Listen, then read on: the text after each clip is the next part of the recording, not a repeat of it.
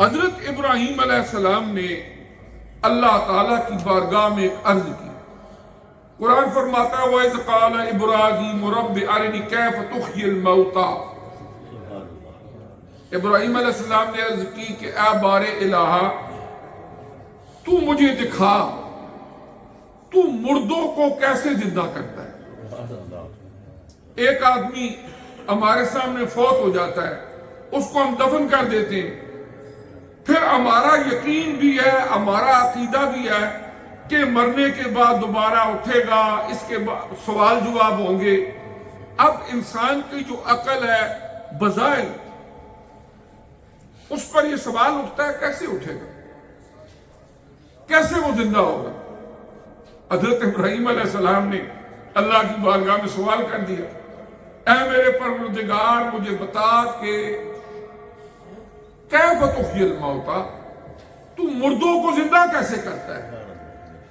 اللہ کریم نے فرمایا قال اولم تؤمن، کیا ابراہیم کیا تیرا ایمان نہیں ہے، کیا تو یقین نہیں رکھتا کہ جب کوئی بندہ فوت ہو جاتا ہے اور جو کچھ بھی میں دوبارہ زندہ کرنے پر قادر. ابراہیم علیہ السلام نے جواب دیا قال بلا، اے میرے پروردگار کیوں نہیں، ایمان تو میں رکھتا ہوں ولیکن لیطمئن قلبی، لیکن میں سوال اس لیے کر رہا ہوں تاکہ میرے دل کو اطمینان ملے، اطمینان قلب حاصل ہو. تو اس سے کیا مطلب ملا، حاصل ہوا کہ جب ایمان اور یقین مضبوط ہوتا ہے تو اس سے اللہ تعالیٰ اطمینان قلب عطا فرماتا ہے. یہ بھی اطمینان قلب کا ذریعہ. اب اللہ تعالیٰ نے حضرت ابراہیم علیہ السلام کو فرمایا اچھا اگر تجھے اطمینان قلب چاہیے اور تو اپنے سر کی آنکھوں کے ساتھ دیکھنا چاہتا ہے کہ اللہ تعالیٰ مردوں کو زندہ کیسے کرتا ہے، تو پھر ایک کام کر. قال، اللہ پاک نے فرمایا فخذ اربعۃ من الطیر، کہ اے ابراہیم 4 طرح کے پرندے پکڑ لے، فصرہن الیک، پھر ان کو اپنی طرف ہلا. 4 پرندے. اور اس کی تشریح کے اندر مفسرین کرام نے لکھا ایک مور تھا، ایک مرغی تھی، ایک کبوتر تھا اور ایک کوا. قرآن کی اس آیت میں تو فرمایا گیا 4 پرندے، لیکن تفاسیر میں ہے مور، مرغی، کبوتر اور کوا. یہ 4 پرندے حضرت ابراہیم علیہ السلام نے وہاں پر اپنے سامنے الا لیے، بلا لیے. اللہ پاک نے فرمایا کہ ثم اجعل علی کل جبل منہن جزءا، پھر ان کو ذبح کر، ان کے ٹکڑے کر، اور یہ سامنے پہاڑیاں ہیں، ایک پہاڑی پہ سر رکھ دے، ایک پہ ان کی ٹانگیں رکھ دے، کسی پہ وجود کا کوئی حصہ رکھ دے.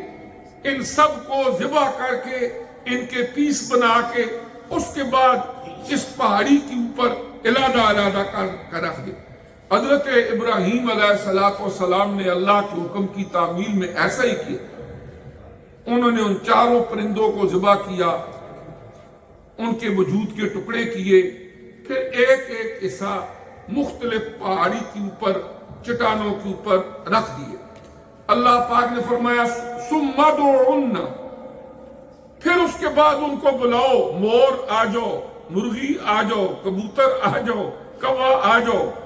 اللہ پاک نے پھر ایک ایک کو بلاؤ، یاتینک سعیا، تو دوڑتے ہوئے تمہارے پاس آ جائیں گے.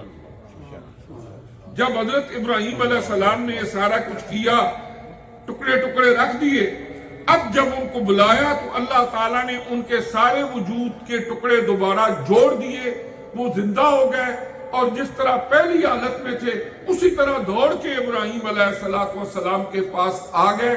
اللہ پاک نے فرمایا وَاعْلَمْ أَنَّ اللَّهَ عَزِيزٌ حَكِيمٌ، اے ابراہیم اس بات کو جان لے کہ اللہ تعالیٰ غالب ہے اور حکمت والا ہے.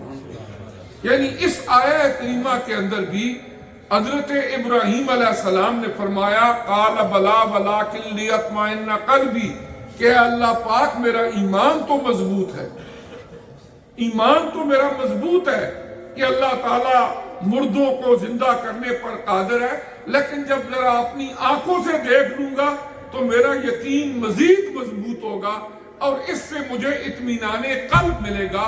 اس کا مطلب یہ ہوا کہ جو آدمی کا ایمان اور یقین جتنا جتنا مضبوط ہوتا ہے اتنا اتنا اللہ تعالیٰ اس کو اطمینان قلب عطا فرماتا ہے اور دل کا سکون عطا فرماتا ہے۔ تو ذکر الہی کے بعد دوسری چیز وہ انسان کا شرح صدر ہے، یعنی جو انسان کا دل ہے اس کے اندر پختہ یقین ہو اللہ کی بارگاہ میں حاضری کا، اس دنیا کی حقیقت کا۔ تو جب آدمی یقین کو پختہ کرتا ہے، شرح صدر ہوتا ہے، تو پھر اللہ تعالیٰ اطمینان عطا فرماتے ہیں۔